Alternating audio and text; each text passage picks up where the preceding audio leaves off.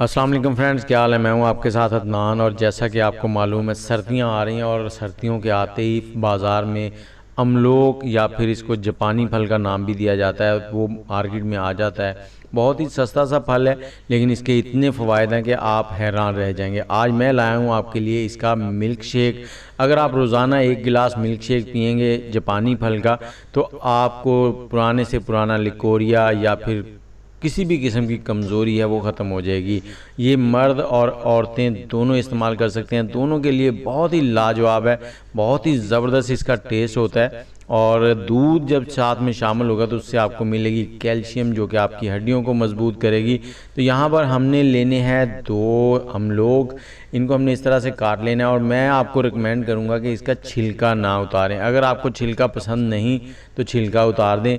अगर छिलका इसी तरह से आप इस्तेमाल कर सकते हैं तो इसके छिलके को आपने साथ ही इस्तेमाल करना है। बहुत ज़्यादा फ़वाद हैं इसमें, और ये कह लें कि ये तिब की दुनिया में फलों का राजा है।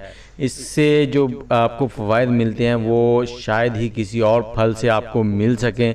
बहुत ही लाजवाब होता है। बस आप रोज़ाना एक गिलास मिल्क शेक इसका बना के पिएँ तो इंशाल्लाह चंद ही दिनों में आपको इसके इतने ज़्यादा बेनिफिट मिलेंगे कि आप हैरान रह जाएंगे। इसका मिल्क शेक बनाना बहुत ही आसान है। तो हमने यहाँ पर 2 गिलास मिल्क शेक बनाना है। तो 2 गिलास मिल्क शेक के लिए हम 2 अमलोग लेंगे, जापानी फल जो हैं, और ये बहुत ज़्यादा थिक हो जाता है। और आपने कोशिश करनी है जापानी फल जो लेना वो ज़्यादा पके हुए हों, नरम हों। जितने ज़्यादा नरम होंगे उतना ही ज़बरदस्त टेस्ट आएगा। तो इनको इस तरह से आपने काट लेना है, छिलके नहीं उतारने, छिलकों के साथ लेना है, क्योंकि इसके छिलकों में होता है विटामिन सी, जो आपकी स्किन को बहुत ज़्यादा ये कह लें कि पुरकशिश बनाता है। विटामिन सी हमारी जिल्द के लिए बहुत ही ज़बरदस्त है। तो इनको हम डाल लेंगे मिक्सी के जग में या फिर मिल्क शेक वाले जग में डाल लें आप इनको।